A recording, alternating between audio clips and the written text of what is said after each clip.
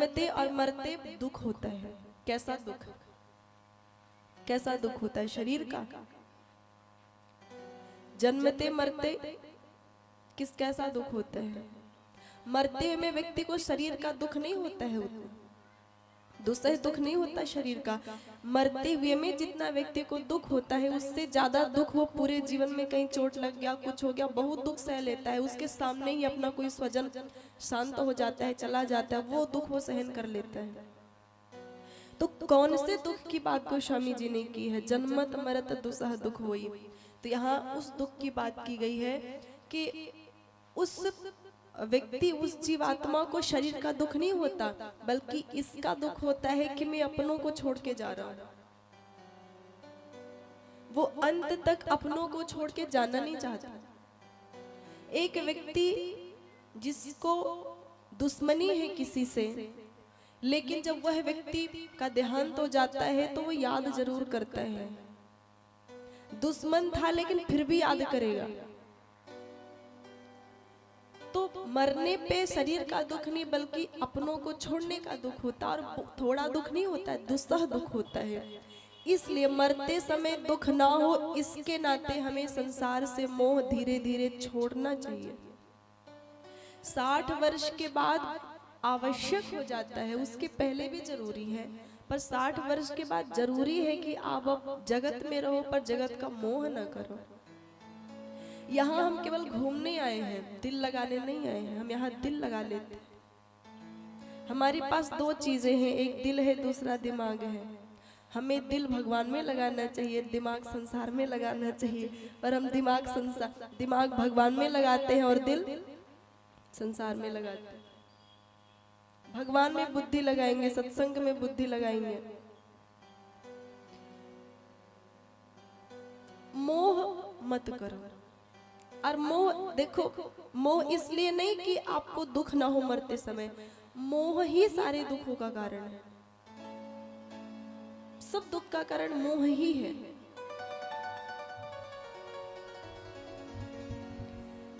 परीक्षित जी को पता चला कि सर्प डसेगा।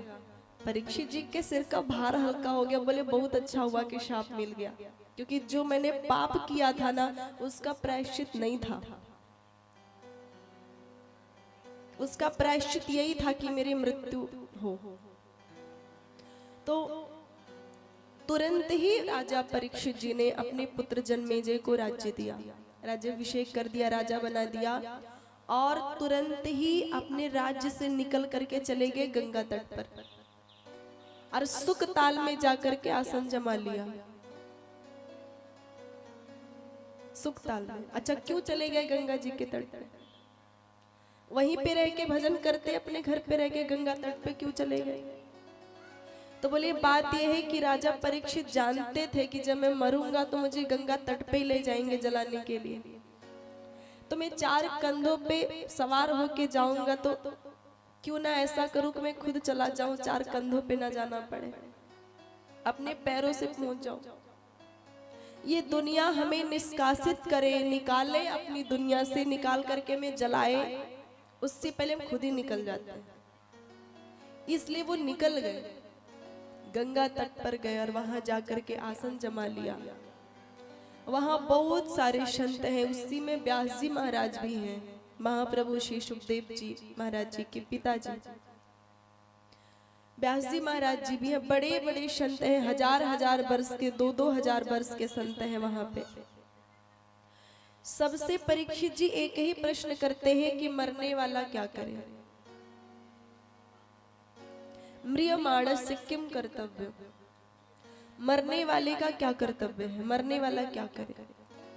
जिसको मरना है वो क्या करे? तो बताओ, मरना किसे है? किसे मरना है? केवल परीक्षित जी को नहीं मरना है, एक दिन हम सबको मरना है।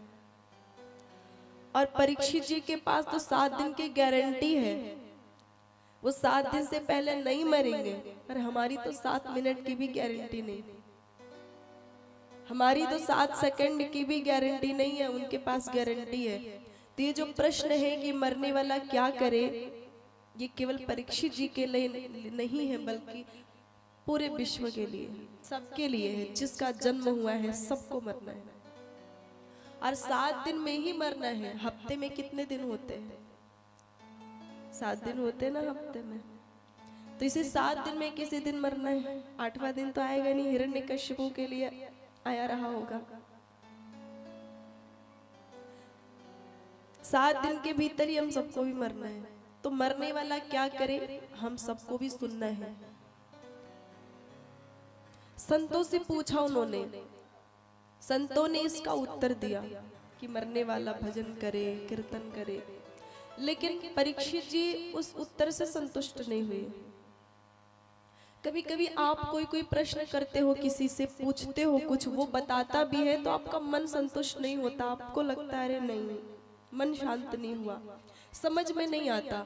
और ये केवल आपकी प्रॉब्लम नहीं है। आप ऐसा मत समझो कि मेरे में कमी है इसलिए मुझे समझ नहीं आ रहा है। परीक्षित जी के साथ भी ऐसा हुआ। जरूरी नहीं है कि आपके प्रश्न का उत्तर कोई दे और आप संतुष्ट ही हो जाओ।